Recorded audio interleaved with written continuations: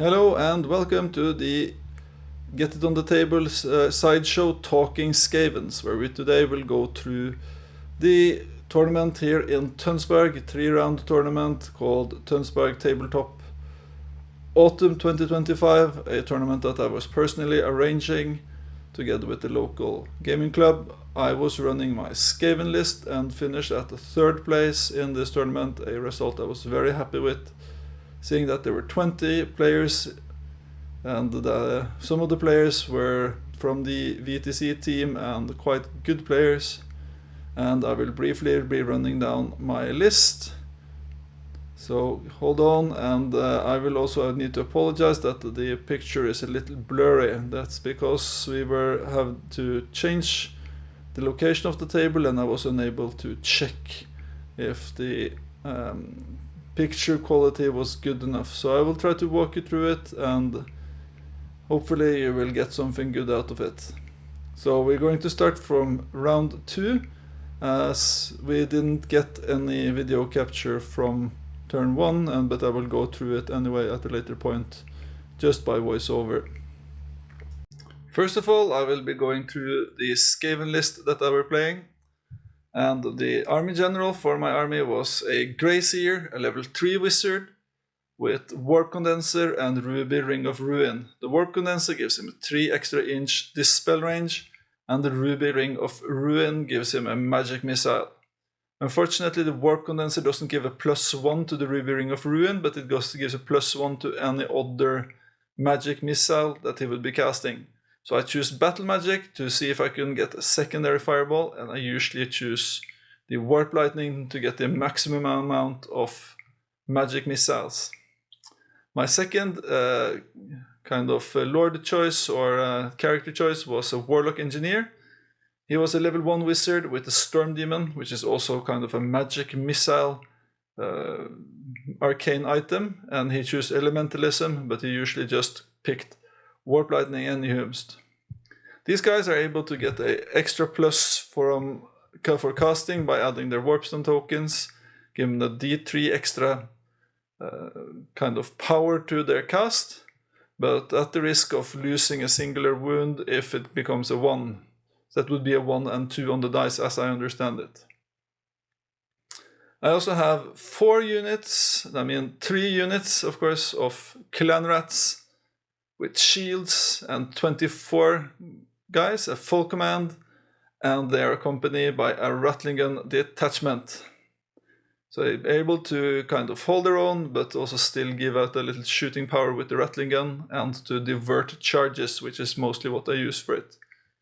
The Rattling Gun has quick shot and shoots kind of like an organ gun. You roll 2 artillery dice and you get the amount of shots, and you get a -1 to hit if you get a misfire, and if you get 2 misfire, you roll on the black powder misfire list.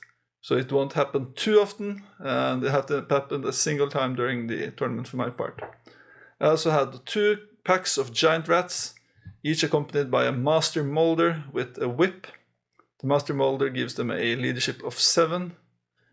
So it's really nice to keep them on the table and making them kind of pass some of those pesky leadership tests.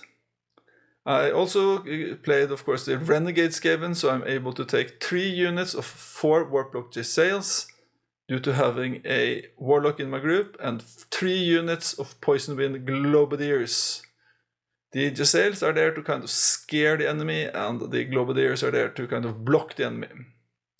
And from the sidelines, from the Clan Eshin, I was able to put in a unit of 8 Gutter Runners with ambushers, poisoned attacks, and an assassin champion. Filling out my rare choices, I put in 2 Warp Lightning Cannons and my custom-made Skryre Hell Pit Abomination. The lists are available in the link inside our description. You will be able to see the lists from both me and Jon Henning, which was the guy I was playing. It's this guy right here, and it's also my brother-in-law. It's his very second tournament, and his list consisted of a army general, a 3-man ancient, who he was sporting an Annoyance of Netlings and choose Battle Magic. A Spellweaver on a Warhawk carrying a Talisman of Protection, the Oaken Staff, level 3 with Elementalism. The 3-man was also level 3. A Glade Captain painted by no other than myself on a stag with a Azurai Longbow, Battle Standard Bearer, War Banner, a Great Stag, Helm of the Hunt, a Befuddlement of Mischief, and Aspect of the Bear, giving him a Toughness of 5 and Strength of 5, also making him really hard to hit in close combat. His core consisted of a unit of 10 Deepwood Scouts with Azurai Longbows and Arcane Bodkins, and 12 Glade Guards with Arcane Bodkins, a solid block of 20 Eternal Guards with shields and full command. His special consisted of a unit of 6 Sisters of Thorn, also painted by me, with the Handmaiden of Thorn and a Standard Bearer, and 6 Wild Riders with full command, and in the rear, closing up with a 3-man, also painted by me. So basically he was borrowing a little bit of models since he's just recently gotten back into the hobby. But he has increased quite well from winning just a singular match in his first tournament to now winning 2 this tournament. So now to the battle report itself. So basically here we start about after the deployment. You can see that we are rolling off for who starts. He deployed his Glade Guards on the left flank from the bottom there. Not Glade Guard, but Eternal Guards. And his Sister of the Thorn, making kind of a feigned flank on the top there. I get the first turn, which was very lucky for me because he wanted to deploy his scouts. And I'm moving my Skaven clan rats up right on the edge of kind of getting that objective there, and just shooting up this little unit of rats in a marching column, and just applying a lot of pressure on the left side there with my Hell Pit Abomination and clan rats, and just kind of pushing them away from those objectives. It will mean that I have captured 2 objectives and he's just holding 1 in the first round. Being a little cagey there and trying to shoot at his units, but and kill his 3-man that with my Jezails. You can see the Jezails are positioned around the hill, trying to kind of get some pop shots on the 3-man together with my cannons. He kind of left the middle there quite open. You see he has a lot of Wood Elf players. He has very few models, which is kind of hard against my unit of big army of Skavens, where I kind of get a lot of board control. So start kind of poking away at this already kind of fewer models. You see how easy kind of I get away on this unit of Eternal Guards. I got the Arcane Urgency on my Mage and the Fireball, kind of the spells I was looking for, and I picked those 2, and I picked the Warp Lightning. I also picked Warp Lightning on my Warlock. So that was kind of round 1, kind of getting in position, forcing him into like a kind of a shootout, because as you can see, I'm kind of have this in the pocket when it comes to shooting. He has fewer shots, and I will be able to sustain a lot more losses before I kind of lose to him, and he's kind of a little baffled on what to do here, I think, as he sees that he's almost lost his 3-man there. I was able to take him down to 1 wound, and he sees that he needs to pick out my Jezails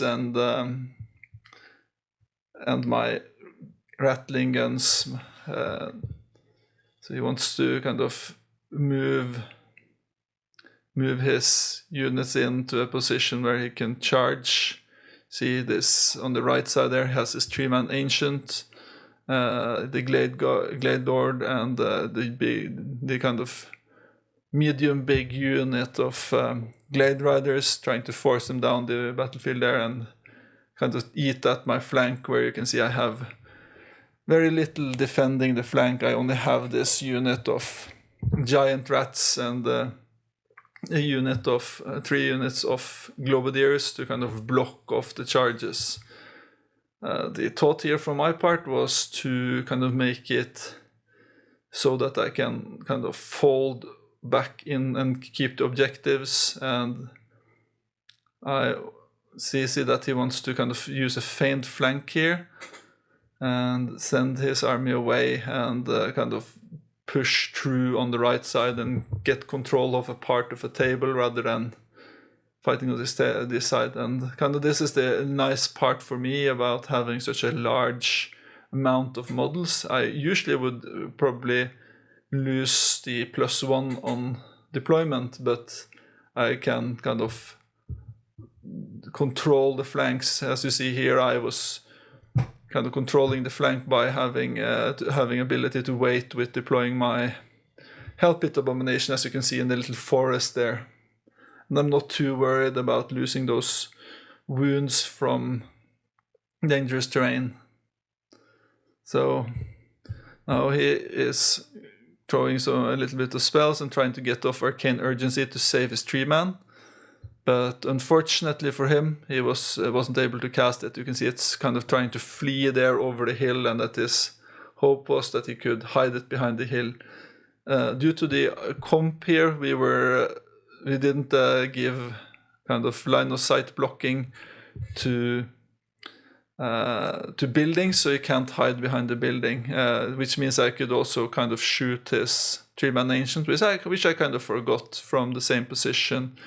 You see almost in the middle of the board there, next to the hill, you can see the 1, 2, and 3 units of 4 Giselles, really good units to pick off this 3-man.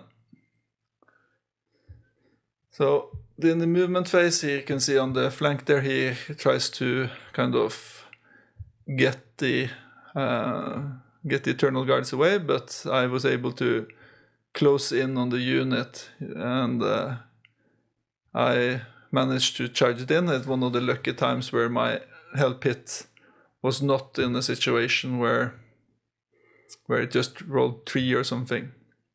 I of course passed his terror check, or he didn't need to pass the terror check as it's moving into rather than charging. You see here I want to get up the board. I don't want him to kind of just give the flank easy, so giving him a little bit more opportunities to mess up by having the rattling gun, and the unit of clan rats here, so I can kind of abandon the left side. And just next to the lower part here, where you can see where I'm moving the clan rats, there is my baggage train. We are playing with strategic locations. I think it's 3, where we have this 3 center objectives, one on his side, and we have the baggage train. You can't see it in the picture here, unfortunately, but I have kind of started to move my unit of giant rats down to it. So it's just behind the Giselles, and in a for now secure position. I started shooting at his units now, but I was managing to lose 2 Giselles to the shooting, as that's a thing they can do. So I now want to kind of try to get his Glade Lord and a Glade Captain with my cannon. He is in front there in a bad position where either I can shoot at him and try to get those wounds down. You can see I was able to get 3 wounds in there, and he's down to his very last wound. even with his good saves and high toughness. And now I start the only little combat I have, not being unable to kind of kill too many of those Eternal Guards. They are stubborn, so I wouldn't be able to destroy the unit anyways. But hopefully I would be able to kind of keep them off. They managed to tag down a wound on my Hell Pit Abomination. And you can see I'm trying to apply a lot of pressure and to be able to fold over and get to his baggage train. I have this kind of left flank in the pocket now, and I can just keep the back unit of clan rats on my objective and kind of fold around as soon as I get this unit of Eternal Guards down. Because it's a very clever play from Jon Henning here, my opponent, where he's able to get in a position where it's really hard for me to charge in and add a lot of combat resolution with my clan rats. So he actually managed to win this combat. It's actually putting him in a slightly worse position in exactly that. He now is able to push me back, and I should be able to charge the next turn, of course depending. And he didn't need to use his stubborn. You see here he's moving his scouts into position and trying to kind of probably pick off a lot of my small units of Globadiers. But Globadiers have this is kind of a good unit to kill Globadiers with. And now I think he makes his biggest mistake in the game. He moved his Wild Riders into a new position and kind of flees with his Glade Captain, which is very... It's not a very good strategy, because he just lost his pressure on this side here. If he just had continued around and charged, he would have been there a couple of rounds earlier. But as you see now, his Wild Riders are now way out of position. They will not be able to charge next turn. You see he's blocked them with his 3-man Ancient, and that was basically when I knew I had the game, because now he won't be able to charge in enough turns.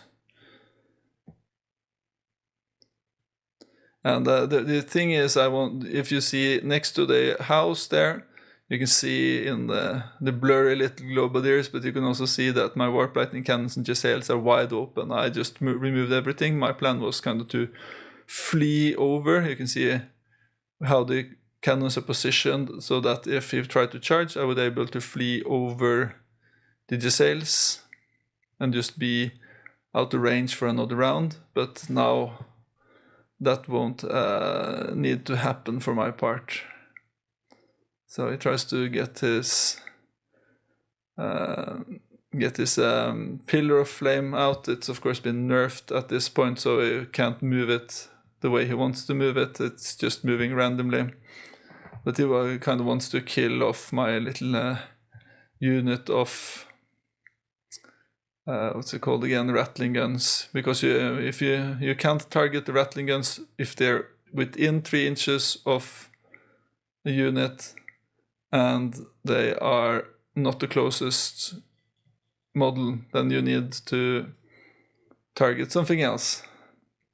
He uses Flock of Doom to try to kill off some Skaven. He managed to kill off 4 clan rats. So you can see even this at round 2, he hasn't been able to take down a lot with his shooting. The clan rats are surprisingly tough. So here I lose a wound more from my Hell Pit Abomination. But you see us slowly whittering down his unit. So I lost another round. And he's following up, meaning that he will still have Stubborn. Oh, it seems... yeah. So he kind of refused to follow up and stands in the position so that he is better to receive the clan rats. I think he feared to get them into his flank, even though they weren't in his flank. So now I move that. So I'm into combat again, maximizing so that I can get the impact hits. And now this one's open. I get he removed his unit of Sister of the Thorn, making it possible for me to kind of use the marching column of rats to get in position. And I kind of got into contact with his baggage train, giving me 250 points if the unit stands there in next round. And to help this happen, I start trying to tag down some of these glade guards that are within half range to shoot them, because I need to have at least 10 rats still there. But he would still have to move, so he would get another minus. Wasn't terribly worried, since they're on the strength 3 and the toughness 3 on the rats. So yeah, warp lightning cannons are now killing more units of myself than of him, as they usually do. Just able to kill a singular kind of Sister of the Thorn there. Try to shoot another one. Just kind of withering down his army a little bit and starting to get a good control of the table here. Of course, this unit of Eternal Guards were really in a good position. They were keeping his table there, but still they're not close enough to objective, since he got turn 2. No, not turn 2, but second turn.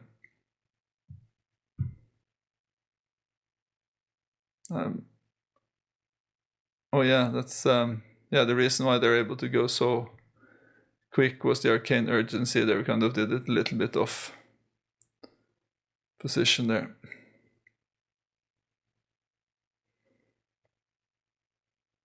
Of course, as usual this tournament, my gutter runners aren't showing up until very late in the game. So now the Eternal Guards are kind of getting chipped off, and I'm able to follow up with my Hell Pit Abomination, which usually are an MVP in these games. Now the entire flank and kind of table half is mine. And I feel like this is where I start telling him a little bit, giving him some tips on what he could do to at least get some points, which of course was to keep him half bare about the game, since it's always nice to get some tips when you know you have the game in pocket, and it's not terribly important to me to win this game. I start explaining that he kind of probably should send his Wild Riders into a better position here. So now he sends down his scouts. That's probably to try to take down some of those bubble wrapping units. So yeah, this is where I said, you should probably leave some space for your Wild Riders, because they won't be able to win the mid board there. Giving a little bit of more excitement into the game.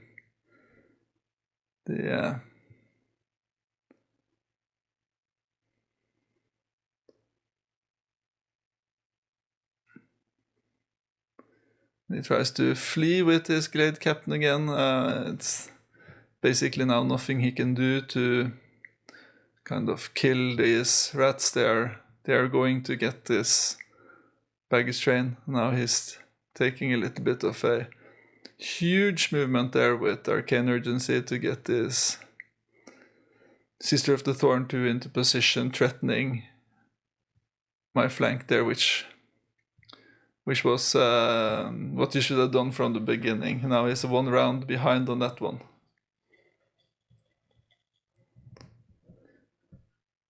So these Glade Guards are trying to do their last little bit of killing, trying to shoot at those Globadiers, killing one, but it's not doing too much. Now, might be the end of this unit of Eternal Guard, kind of doing their job well enough there. And I want to get the Hellpit maybe into contact with his Stag Lord.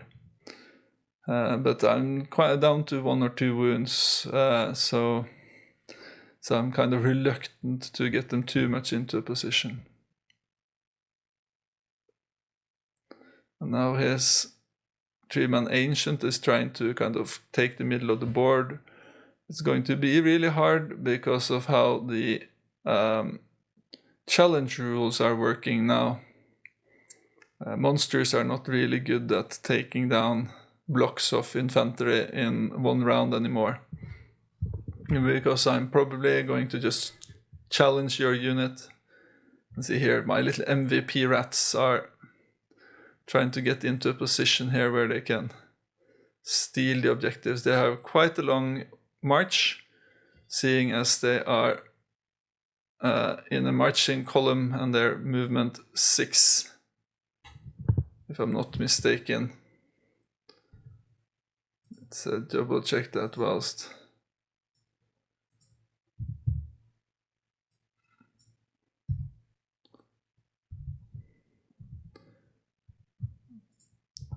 So yeah, now he's going to try to charge my Globadiers, and I'm just put them in right in his face to make him get the shortest possible movement range. Because I don't really want to get them there. So that's positioned my cannon so that they're outside of 12 with a little bit of rotation. So you can't overcharge into me or follow up into me after destroying the unit.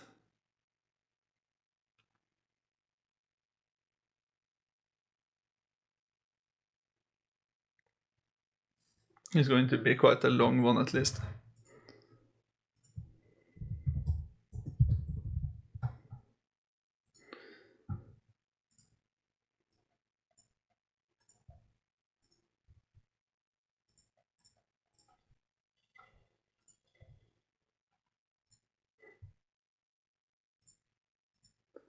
Yes, the giant rats have movement of 6, so it's going to be an 18 march, which is quite long. So I'm able to take this objective from him, kind of steal it.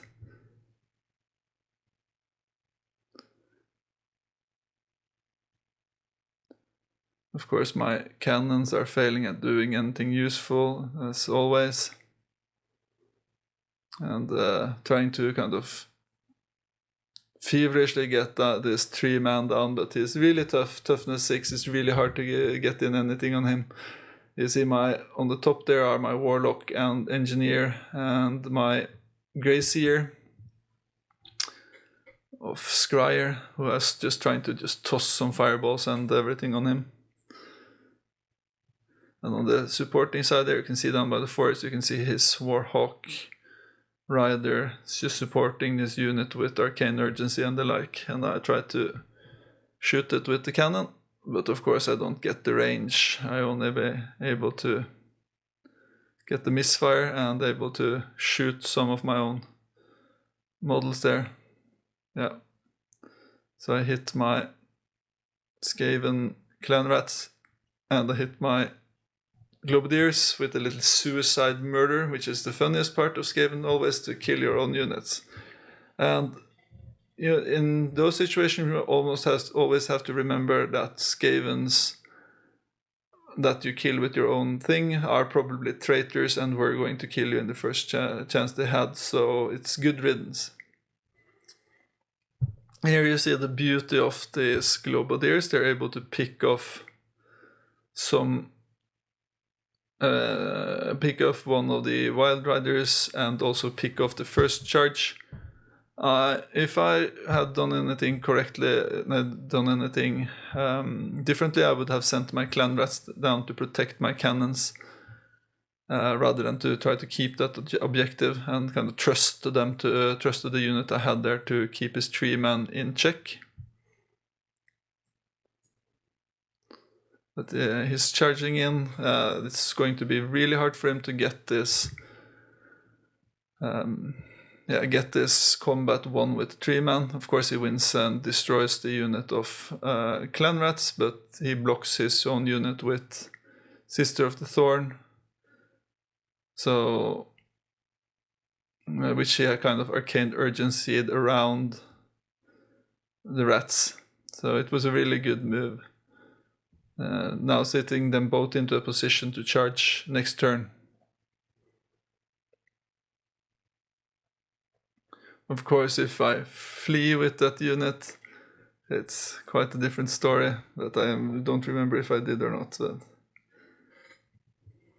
let's see. It's going to be as exciting for me as for you guys. Now he's shooting my poor little unit of rats there, downing them down so they're not able to score anymore. But I'm happy enough they scored enough points for now. 280 points for a little 47 unit. Now they're just trying to flee, or to force that 3-man to take some dangerous tests by passing through them.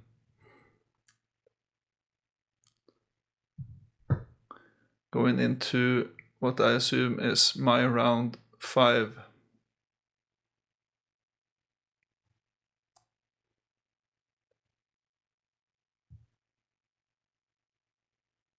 Right, no, this is still a challenge. So I challenge this 3-man. He is then only able to fight off my singular little rat guy.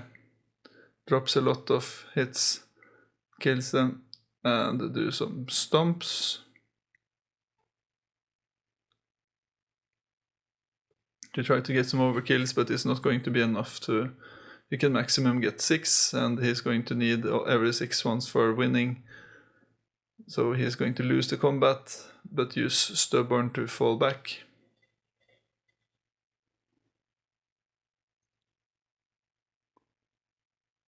He's fleeing through the unit of rats, taking a danger test. So I should have just trusted my kind of tactic here, rather than to leave that other unit of clan rats in this position. And then I would be able to protect my cannons and my sails a little better.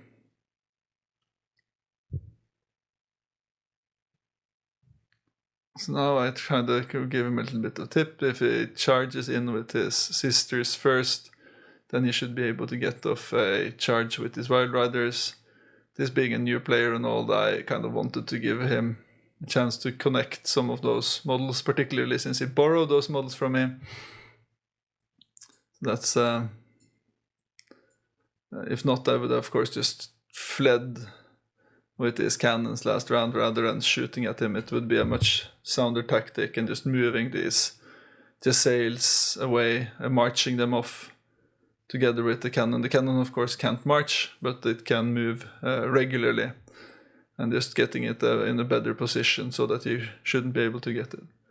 I also made a big mistake. You can't see it here, so it's very lucky for me, but my unit of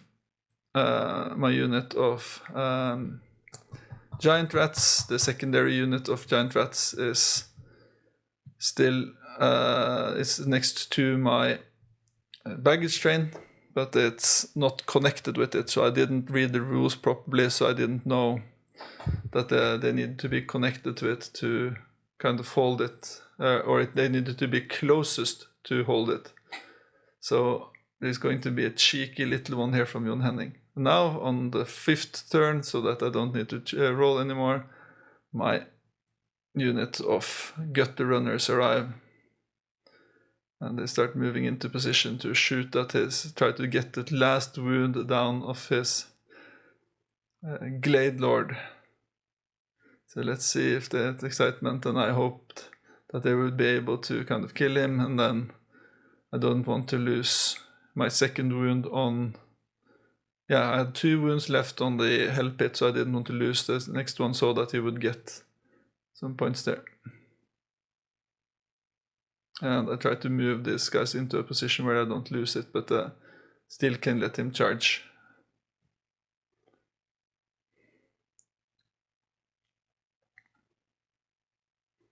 Just flee with as much as I can.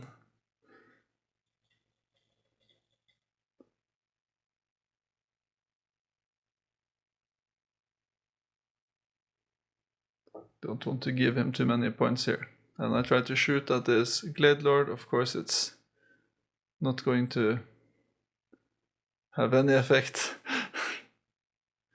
As always, I think the worst part of my army was, in every battle, was the gutter runners. They're really useless. I even forgot to put them back on the table on the last round, giving me the 3rd place rather than 2nd place this tournament, as I could have gotten more domination points. But alas, I forgot, and that's my own mistake.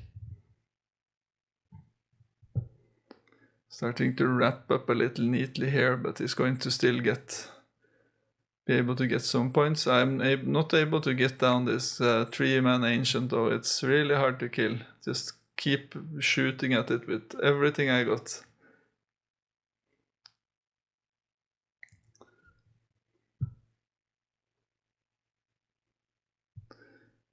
Of course, my rattling guns are not able to do anything useful.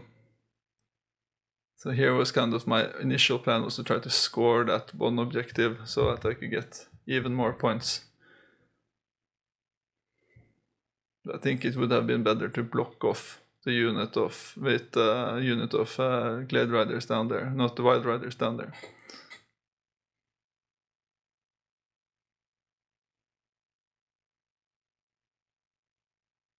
So now the 3-man gets a flank charge, I think, which was a bad positioning for me. I should have just turned them a little bit. I think I might have failed my arcane urgency there, which made them unable to turn into a good position, creating a very scary situation here.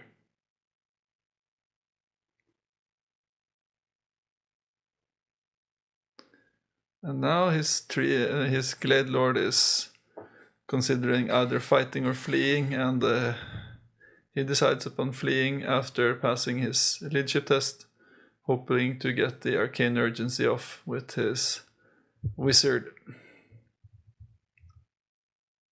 on Warhawk.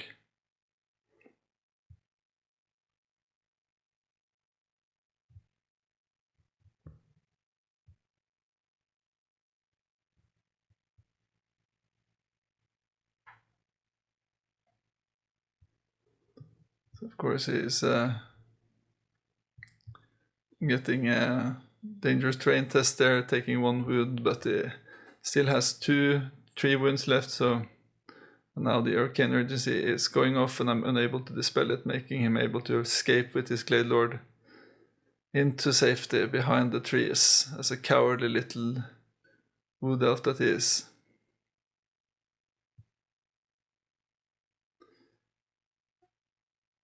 He forgot, of course, to do his charges, but now he's moving them into a position so that he can charge next round, so he couldn't get them off in the position he was. Of course, if I put a little bit more effort in, I could, of course, denied his ability to do any of those charges, but I wanted to play a little bit more fair and fun here, rather than just feeding him 2 more of these globadiers.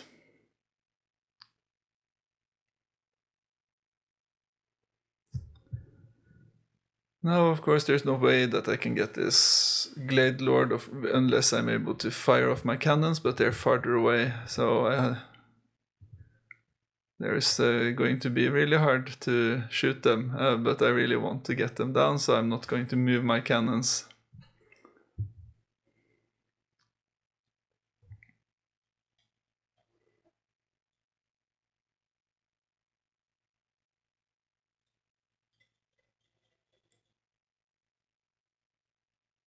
This is the combat with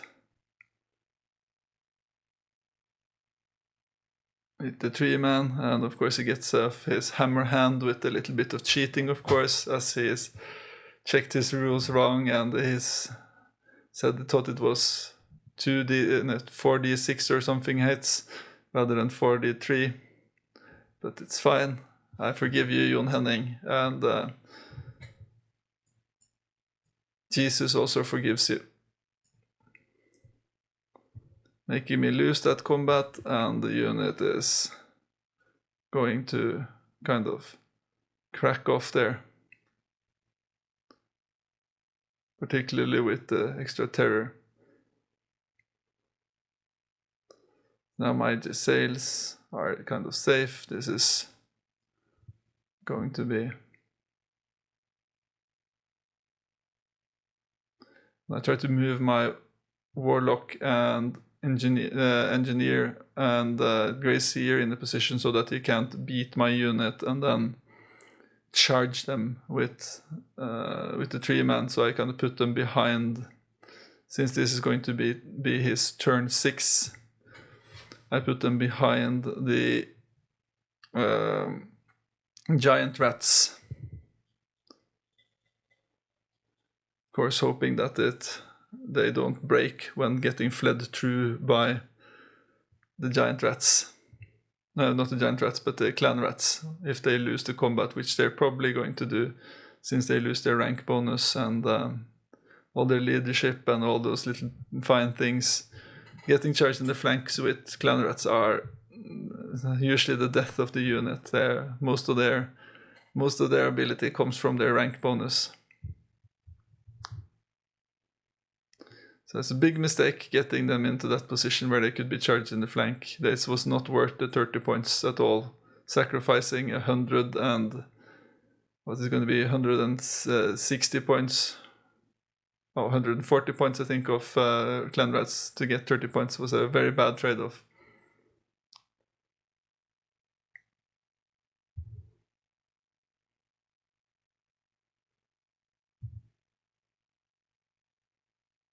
Now he gets his stumps here. I'm left with only 10 clan rats. And they, of course, flee. I need to take some leadership tests here.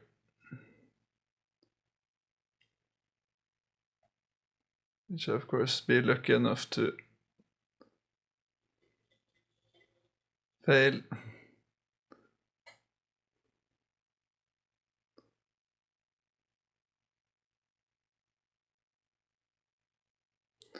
But my Grazier and Warlock passes their leadership tests.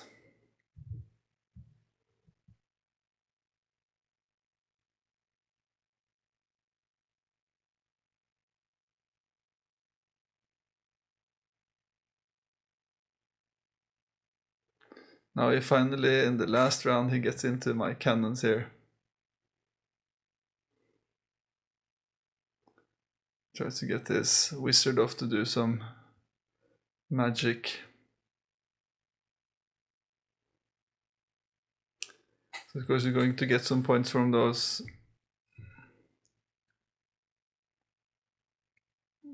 clan rats and from those giant rats, but he was in a position so he couldn't charge because he was facing an opposite direction of the warlock and the Grazier.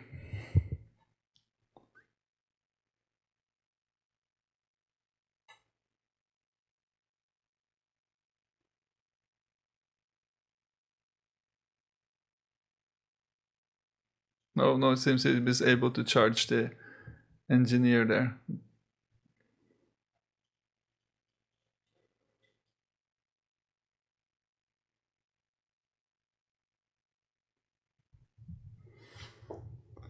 making this game a little closer when it comes to kill points, but quite far from each other when it comes to getting the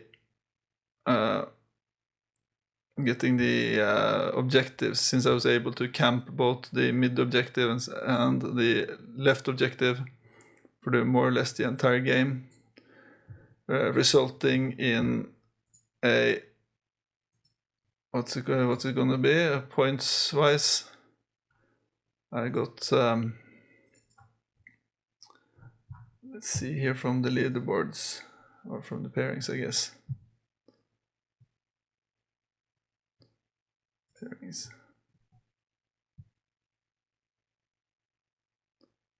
It's around 2 pairings. The battle ended with a victory to the rats, with as much as a 16-4, giving 1,912 points destroyed to the rats. That's including the objective points, and 772 points for the Wood Elves. Very fun game, very nice opponent, and yeah. Overall, it could have been more exciting if he had gotten the Wild Riders and Sister of the Thorn into a better position, but then of course I would have played it a little differently. And yeah, that is round 2, putting me into a last round where I would be 1 or 2 points from either first place or second place. I will try to make that video very briefly, and thank you all for watching. Stay classy, San Diego.